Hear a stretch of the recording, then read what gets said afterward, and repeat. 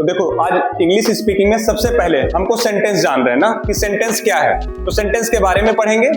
ध्यान से देखना, सेंटेंस अगर हम पूछे कि सेंटेंस, अगर सेंटेंस मैं पूछूं कि सेंटेंस क्या है तो इसका हिंदी में, तो हिंदी में सेंटेंस को क्या कहते हैं, क्या बोलते हैं, बोलते रहो, क्या बोलते हैं, वाक्य। हिंदी में सेंटेंस को वाक्य बोलते हैं, ठीक है, हिंदी में सेंटेंस को वाक्य बोलते हैं। पहली बात, सेंटेंस बनता कैसा है, यानी याद रखो कि अगर ग्रुप ऑफ वर्ड होगा, ठीक है, ग्रुप ऑफ वर्ड और उसका कुछ मतलब हो, ग्रुप ऑफ वर्ड हो लेकिन उसका कुछ मतलब हो, तभी वो सेंटेंस कहलाएगा, नहीं तो सेंटेंस नहीं कहलाएगा। यानी बोल सकते हैं a group of word which make a complete sense. तो यहां पे हम लोग लिखेंगे a group of word, a group of word, a group of word which make a complete sense, which make a complete sense, ठीक है, उसी को हम लोग क्या बोलेंगे, सेंटेंस, ठीक है, उसी को हम लोग बोलेंगे सेंटेंस। यानी इसको हम और बोल सकते हैं कि शब्दों के सार्थक समूह को क्या कहते हैं, वाक्य कहते हैं। अगर मैं इसको हिंदी में बोलूं कि हिंदी में क्या कहते हैं, तो हिंदी में तो वाक्य, तो वाक्य को इसको ट्रांसलेट करो तो क्या होता है, क्या बोलेंगे हम इसे, शब्दों के सार्थक समूह को वाक्य कहते हैं। यानी शब्दों का वह समूह जिसका कुछ अर्थ निकले, उसी को क्या बोलेंगे, वाक्य कहते हैं। अगर अर्थ नहीं निकला तो क्या हो जाएगा, वाक्य नहीं। तो यहां पे हम बोल सकते हैं शब्दों का वह समूह, शब्दों का वह समूह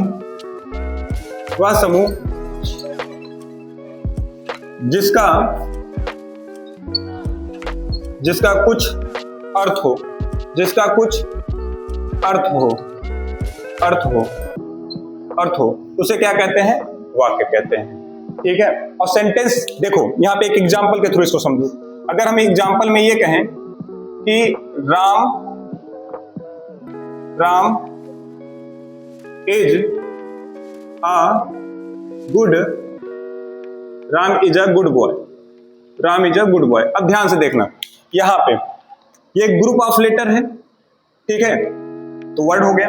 ग्रुप ऑफ लेटर है तो क्या होगा, वर्ड हो गया। ग्रुप ऑफ लेटर है तो क्या हो गया, वर्ड हो गया। तो अगर मैं बोलूंगा, ये भी देखो, ये वर्ड है, ये वर्ड है आपका, ठीक है, ये भी वर्ड है, ठीक है, यहां भी क्या है, वर्ड है, ठीक है। तो सभी वर्ड को अगर हम एक साथ मिला दें, सभी वर्ड को अगर हम एक साथ मिला दें तो क्या बन जाएगा, ये सेंटेंस बन जाएगा कि नहीं बन जाएगा। तो ग्रुप ऑफ वर्ड कुछ, और इसका कुछ मतलब भी है। देखो, Ram is a good boy, Ram एक अच्छा लड़का है, इसका एक अर्थ भी निकल रहा है। तो ये क्या कहेंगे कि ये क्या है बेटा, सेंटेंस है। ये क्या है, सेंटेंस। अब तुम लोग बताओ सेंटेंस के कितने पार्ट होते हैं, कितने होते हैं, कोई बताएगा सेंटेंस के कितने पार्ट होते हैं। नहीं, सेंटेंस के पार्ट में पूछ रहा हूं, part of the sentence two. एक होता है सब्जेक्ट और सेकंड होता है आपका प्रेडिकेट। अगर मैं बोलूं सेंटेंस के 2 पार्ट होते हैं, तो 2 parts of sentence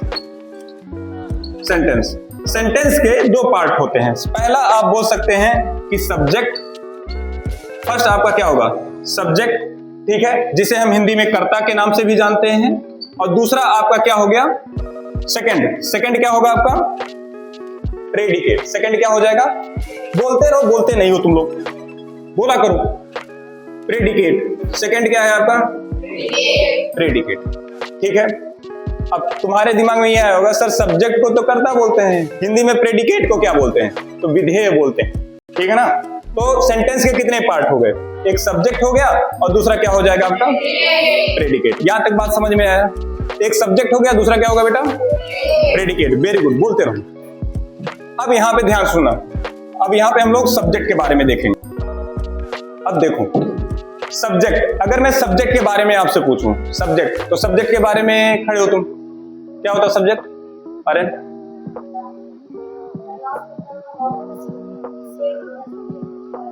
the noun pronoun about which something is said in a sentence.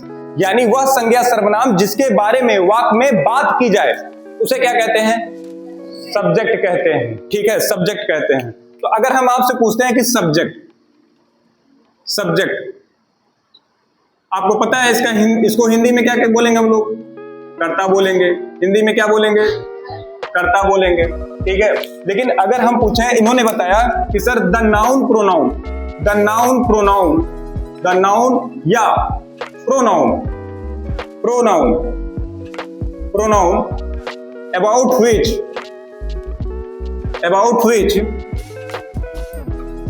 which something is said, something is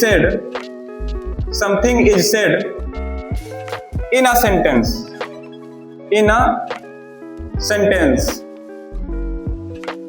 ठीक है। The noun pronoun about which something is said in a sentence, यानी वह संज्ञा सर्वनाम जिसके बारे में वाक्य में बात की जाए, यानी जिसके बारे में सेंटेंस में हम लोग बात कर रहे हैं ना, वही क्या है, सब्जेक्ट है, ठीक है। यानी एक लाइन में अगर हम इसको बोलें, काम करने वाला क्या हो जाएगा, सब्जेक्ट। काम करने वाला क्या हो जाएगा बेटा, काम करने वाला क्या हो जाएगा बेटा, काम करने वाला सब्जेक्ट हो जाएगा, ठीक है। जैसे मैं खाना खा रहा हूं तो मैं क्या हो जाएगा, सब्जेक्ट, ठीक है। रवि स्कूल जा रहा है तो काम कौन कर रहा है, रवि कर रहा है, तो रवि क्या हो जाएगा आपका, सब्जेक्ट। तुम पढ़ रहे हो, कौन काम कर रहा है, तुम, तो तुम क्या हो जाएगा यहाँ पे, सब्जेक्ट, ठीक है। तो अब यहाँ पे देखो, संज्ञा सर्वनाम ये भी बोल सकते हैं, हिंदी में भी आप पढ़ते रहो, कनेक्ट करते रहो, ठीक है। हिंदी व्याकरण इंग्लिश ग्रामर को साथ साथ में कनेक्ट करते रहो। तो संज्ञा या सर्वनाम, संज्ञा या सर्वनाम, संज्ञा या सर्वनाम जिसके बारे में, संज्ञा या सर्वनाम जिसके बारे में वाक्य में बात की जाए, वाक्य में बात की जाए या कुछ कहा जाए, वाक्य में, संज्ञा सर्वनाम जिसके बारे में वाक्य में कुछ कहा जाए या बात की जाए, कुछ कहा जाए। सब्जेक्ट यानी कर्ता कहलाता है, सब्जेक्ट यानी कर्ता कहलाता है, सब्जेक्ट या कर्ता कहलाता। यहां तक तो बात क्लियर, ठीक है। अब मैं आपसे क्वेश्चन पूछूं, तुम बताना। अभी जो लास्ट वाला जो मैंने सेंटेंस लिया था कि Ram is a good boy, हमने बोला था राम, हमने क्या बोला था, Ram is a good boy.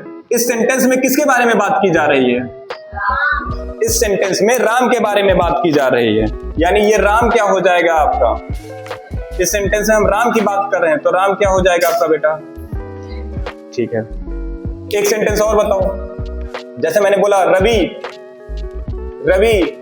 Is going to school, Ravi is going to school, Ravi school जा रहा है, इसके बारे में किसके बारे में बात की जा रही है यहाँ पे, तो रवि क्या हो जाएगा यहाँ पे, रवि को हम यहाँ पे बोलेंगे सर ये सब्जेक्ट है, रवि के बारे में बोलेंगे यहाँ पे सब्जेक्ट है, ठीक है।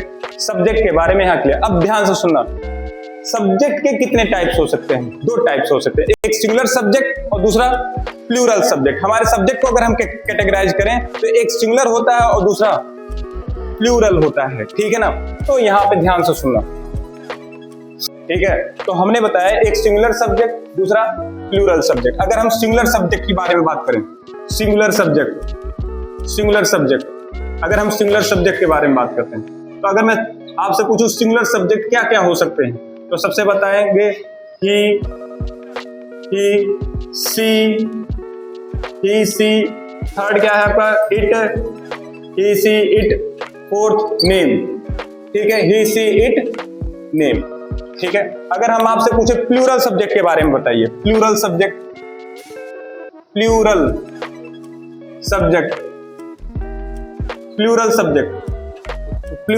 के बारे में कौन बताएगा, प्लूरल सब्जेक्ट क्या है,